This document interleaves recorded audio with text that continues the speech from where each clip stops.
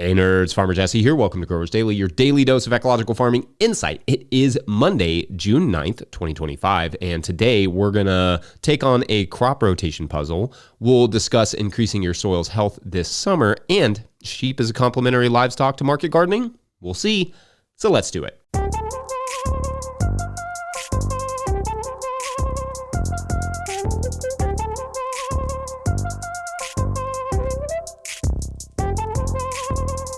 All right, well, happy Monday to you all. I hope everyone had a lovely weekend. I will actually have more to report about my own weekend tomorrow, as it is not quite entirely over, which will make sense tomorrow. But I hope everyone has had a nice weekend. It cooled off a bit here, so that was very much welcomed after a hot, heavy week of work and sunshine and all the things. More rain came through too, which puts us officially over like 35 or so inches on the year so far. With more rain forecasted this week, we're basically a wannabe ocean. Or a wannabe ocean again. You get it. Anyway, so you have soil, right? And you could use better soil. Fair. So what can you be doing this summer to help for the future? Well, I know these sorts of conversations usually just end up with something like, just add cover crops. But I will take it a little bit further than that, because the summer is also a time we can do a lot of damage to soil, lose soil organic matter, all the things. So let's do a quick rundown of some of what we can do to protect the soil, but also to improve our soils, not just for next year, but for the next few years. So first, your main job in the summer is keeping your soil carbon bank from dipping too much. What I mean is that you don't want to just spend the carbon and available nutrients in the soil without replenishing those somehow. Similar to a bank account, spending all the money and never putting anything back is generally not considered the best approach to finances.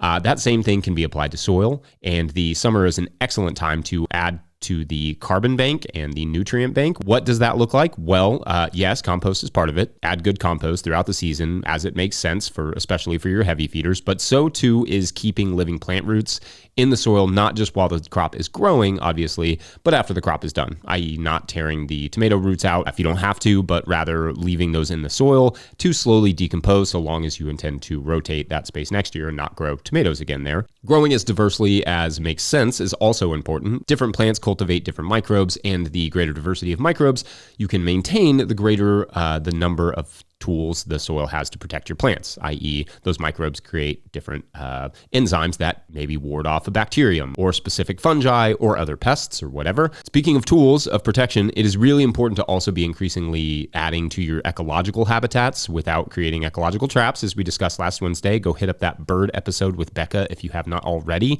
It is real good. The ecologically beneficial actions you take today can take years to come to fruition, but flowers are something that can have an almost immediate impact. Keep something flowering all summer and start building those pest predator populations, but also adding to your soil bank, because flowers are often not in the same family as a lot of the crops that you're growing. So you get a different diversity of microbes, which is all good for the soil bank. And then if you want to improve your garden's health in 5 years, increasing bird and predatory habitats through things like hedgerows and native plants is an easy step to take this year by using the summer to clear those hedges, those hedge areas of weeds. Maybe it's tarping or just good cultivation. And then in the fall, you can go ahead and plant them. Also address compaction and or drainage, depending on your soil and climate. Those issues can take years to remedy. Start broad forking and working in that compost in compacted areas now, and avoid heavy tilling events or working the soil at the wrong time as well, thus adding to the compaction. Mulches can obviously be great for slow release fertility, like Beyond Compost mulch, which gives you an almost immediate fertility boost. Adding mulches like straw or even hay under the conditions where hay makes sense, that is taking care of the next year's soil while also helping with moisture and soil retention and microbial habitat for this season. And of course, cover crops, but you knew that one already. If you can squeeze a cover crop in there, if only at the end of the season, few things will do a better job of feeding the soil for future health than that. It's hard to work on a moving train, i.e. being in production in the middle of the summer and also trying to build your soil health. But in essence, it's not overly complicated to improve the soil's health this season while you are growing food, but it does require some thoughtfulness and work. Anyway, what other approaches would you all add? Otherwise, let's take a quick break, and then when we come back, a cover crop conundrum that may actually be relevant to this topic that I just discussed, now that I'm thinking about it. So that's fun. BRB.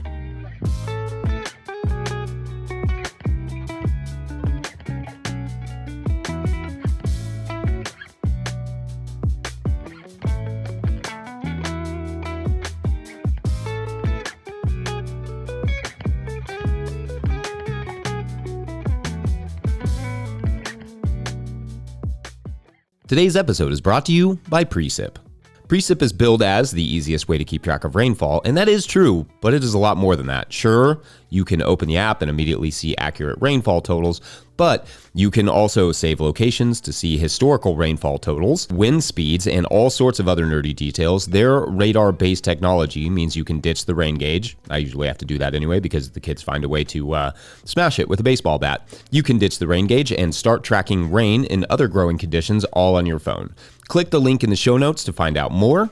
Today's episode is also brought to you by FarmRaise. Still struggling with your balance sheet? Your lender's asking for a balance sheet and you're stuck with a spreadsheet mess or guessing your numbers? FarmRaise Tracks takes the stress out of farm finance. With one click, you can generate an accurate, up-to-date balance sheet that shows your assets, liabilities, and equity. No accounting degree required. You'll be ready for loan applications, tax season, or just a clearer picture of where your farm stands. Join thousands of farmers using Tracks to build stronger businesses. Get 20% off with code NOTIL20 at farmraise.com for the lifetime of your membership. All right, back to the show.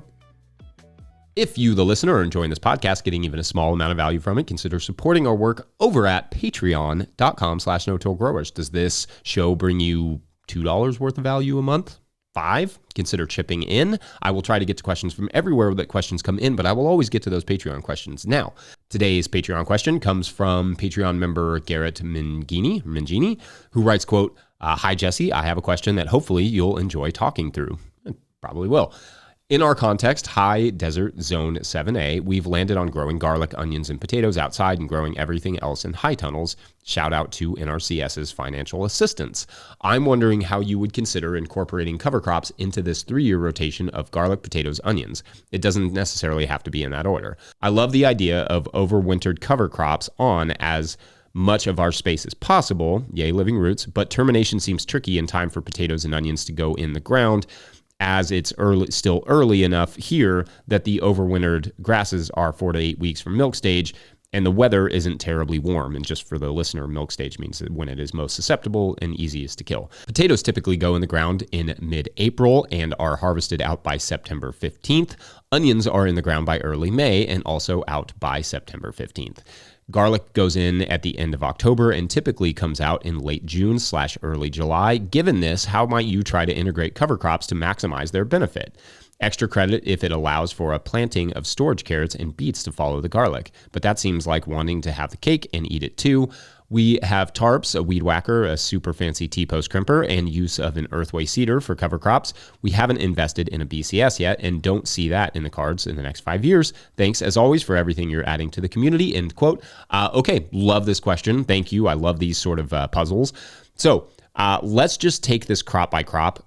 Garlic, when it comes out, much like it does for us in late June/early July, we'll start there. And per your question, there is absolutely no reason you couldn't squeeze a round of storage beets or carrots in after that garlic. Now, if you could get those crops out by the end of September, the carrots or beets or whatever, you could get a winter-killed cover crop in there potentially, but that would be cutting it pretty close in terms of timing unless you went in with a carrot or beet that is closer to 60 to 65 days maturity, which may not store quite as well as some of the 70-plus day carrots, but would last for a while in storage. If the carrots went long, then your only cover crop option at that point really is something that would overwinter, like rye, vetch, crimson clover, etc. Our get-in date being in 6B, so we're really close to you in terms of our hardiness zones, is September 15th. So that's like when we want to get those winter kill cover crops in by. If you're a little further north, it'll be earlier. If you're a little further south, you can get them in later. Like you said, these beds would not be ready to plant until mid to late May if they're in a winter hardy cover crop at earliest,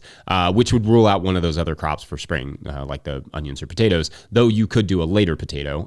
Maybe that could be a brassica crop or something transplanted that could break up your crop families a little bit in that rotation. For us, that breaker would be something like popcorn or sweet potatoes or winter squash, but it could also be fennel or, like I said, a brassica. Whatever other crop that does well in the field for you and is not too intensive to plant. I honestly just think adding a third crop family to your main crop rotation there wouldn't hurt. Whatever you can do to avoid planting one of those alliums after the other one of those alliums within a year's time is probably for the better. Now, after onions and potatoes, you can grow whatever crop you really want, which is nice. After the potatoes, you could even grow a summer cover crop and then terminate that in the late summer and plant your garlic into that. After onions, you could easily do a winter killed cover crop and have that space ready for potatoes in the spring, followed by that summer cover, and then your garlic, and then a storage beet, winter cover crop, a round of winter squash, a winter killed cover, and then onions in the spring, radish crop, winter killed cover, and then we're back to potatoes, something like that. I don't know if that was helpful or even a little bit fun to listen to, but I at least enjoyed thinking it through. It was a very, very fun question. Anyway, let me know your all's thoughts and questions and or ideas for how to work with this specific rotation. Otherwise, a break time it is, and then sheepies. Be right back.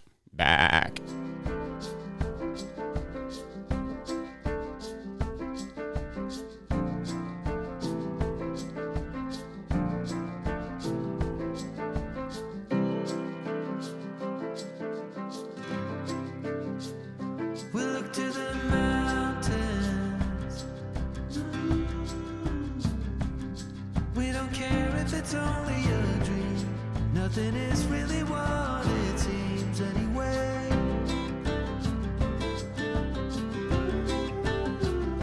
Now little by little,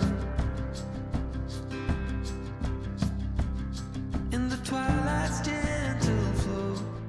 Today's episode is brought to you by Farmhand. If you're listening to this, you probably found 5 rare minutes to breathe, but what got pushed back further down the to-do list to make that happen?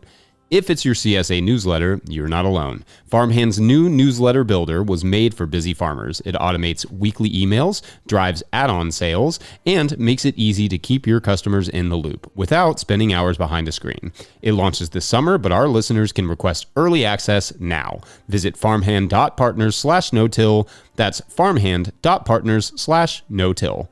Today's episode is also brought to you by Peaceful Heritage Nursery. If you're looking for hardy and resilient fruit trees, berry plants, or pawpaw trees, then check out Peaceful Heritage Nursery. Peaceful Heritage Nursery LLC is a mail-order nursery shipping premium quality fruit trees and berry plants across the USA. They specialize in resilient, non-GMO plant genetics for small growers. Their diverse selection includes berries, cold hardy figs, passion fruits, gumi, mulberry, and much more. They're famous for their diverse selection of premium quality grafted pawpaw trees. 5-star Google ratings and customer testimonials attest to their commitment to excellence in quality and service. Find them at peacefulheritage.com and join the mailing list. Once again, find them at peacefulheritage.com. Use the promo code NOTILL for 10% off your first order. All right, back to the show. Okay, so I do have a favorite animal, and it's not cats. Sorry, Charlie. It's sheep. We rotationally grazed sheep not only during our internships, but also for many years after on our own property. So I thought I would talk a bit about what we learned raising sheep and using them in and around the garden that might be of interest to some of you exploring the idea of employing some livestock. First of all, just in case you are unfamiliar with that term, rotational grazing or management intensive grazing, MIG as it's sometimes called, is when animals are moved frequently into small plots of grass to maximize their impact. Basically, have them graze lightly, stomp the grass to the ground, and add manure in a small area, effectively concentrating the fertility that they are capable of to some extent. The breed we raised was called Katahdins, a hair sheep, which is a kind way of saying a non-wool sheep, or more accurately, a meat breed. And we grazed up to about 25 on 10 acres at the peak of season, give or take, which for that property and the quality of forage that we had there, that was about as many as we could handle. And that wasn't enough sheep to make it profitable, but I'll get there. What I loved about them as a complement to our gardening is that they weren't easy to control. Unlike something like goats, sheep are better about staying where you put them and easier to get back into the fence. Not that sheep don't get out, but they don't actively work to get out like a goat would. We used electric netting charged with a solar energizer, and we moved them every morning to a new paddock. And I enjoyed seeing them every day, getting to watch the baby lammies, running in the morning and evening, all the things. We would use them occasionally in the garden to graze summer and spring cover crops and effectively add to the soil fertility. And because they were lighter than, say, cattle, so long as the soil conditions weren't too wet and their stay was short, their impact was pretty minimal on the soil and, in fact, generally beneficial. And Katahdins in general are easygoing. I only had to assist with 2 births in the 5 years or so that we kept them on our last property. Some of the sheep breeds can be more difficult in that way, but Katahdins are relatively easy. And their parasite issues and things like fly strike are not very common with that breed. With any livestock, you have to be prepared to make some hard decisions, though, if they get sick or severely injured, like by coyotes or something. So you have to have the stomach for it when it comes to raising livestock. But I found the sheep to be a useful tool on our farm and have a great presence in general. However, there were some things not to love. For one, the work was not nothing. Moving the fences, rain, snow, or shine was a daily chore that was hard to teach someone else to do if you wanted to, say, take a few days off. Having water for them required long hoses and finagling. That wasn't always the most convenient thing. Those things could be managed better, but what was harder to manage on our scale and why we ultimately had to part with the sheep was profitability. The sheep were relatively cheap as an enterprise to buy into compared to like a herd of cattle, because a few pregnant ewes are not expensive to buy and they have a tendency to have twins or triplets, which grows their numbers rapidly. However, even then, sheep simply were not profitable at that scale. In order for sheep to be profitable, i.e. at least not cost you more money than they earn you, some things have to be true. The labor has to be minimal on your part, moving fences, water, etc. Feed that you buy in has to be low. We, for feed, bought in hay to supplement any grass reserves that we were able to build over the summer, which wasn't much because we didn't have enough land, but hay adds up. Arbitrarily speaking, profitability with hair sheep probably doesn't start until around like 100 heads or so, which we did not have the land for. We'd have to have 4 times what we had, which would be like 40 or 50 acres to really feel good about that on the forage quality that we had. But at that point, with enough land, I could see them being profitable and not just selling the meat, but we sold extra starter flocks and charged a little extra to help the sheep get set up and consult on their management with the new buyer, which was a little value add that I thought worked really well for us. There were times we could park them in the barn during ice storms and collect a fair amount of manure for compost as well, so that added some value to the garden.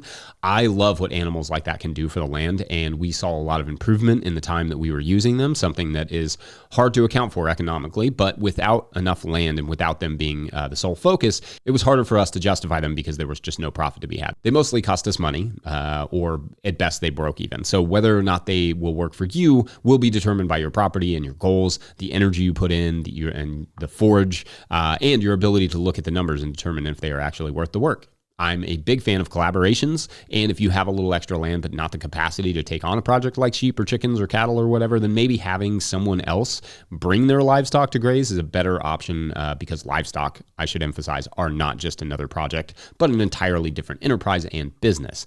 They need their own enterprise budget, marketing plan, business plan, strategic growth plan, all the things. Anyway, thinking about getting sheep, raising them already? Let us know your thoughts. Otherwise, that's it for this Monday. Don't forget, No-Till Growers is now officially a nonprofit 501c3, so donations are tax deductible and greatly appreciated. Please make sure to like and subscribe and or follow wherever you are hearing this podcast. That's an easy way to help us out. Enormous thank you to all of our show sponsors. And if you'd ever like to sponsor the show, you can reach out to Farmer Michelle at notillgrowers.com. Huge shouts to Willie Breeding for the theme music, Mike Hilbert for the production help and editing, and the team at No-Till Growers. Also, shouts to Epidemic Sound for the background music that you can hear. Pick up a copy of the Living Soil Handbook or the Seed Farmer at notillgrowers.com to support our work. Big thank you to everyone over at patreon.com/notillgrowers, where at a certain level, or if you just bump up from one level to another, or you sign up in the month of June, you get a shout out in the show. So big shout outs today to Tossman, not sure where to emphasize on that one, Matt and Madison. All right, so in this week's story, it takes place at a retirement community. This is not like your fancy retirement community. It's not just like a bunch of wealthy people that, happen to save up their whole lives and buy this like really nice place to stay with all their friends or whatever. No, it's actually entirely filled with retired farmers. And the community itself is on a farm, a working farm. The residents, of course, aren't the active farmers. I mean, not really. They are more like the mentors. They can go into the garden and work with the farmers, of course, but what is actually happening is that this place incubates young farmers, giving them the land to start on, a whole slew of retired farmers' brains to pick, and that is all going really smoothly, and everybody is getting something out of it, and the farmers are loving it, and it's all going really smoothly until aliens attack. And that is when the young farmers learn there's more to these old farmers' mentors than meets the eye. That is for tomorrow on the Photon Farmers. Yep, great. All right, we'll see you tomorrow for Tuesday. Sounds like a plan. Thanks for listening and or watching.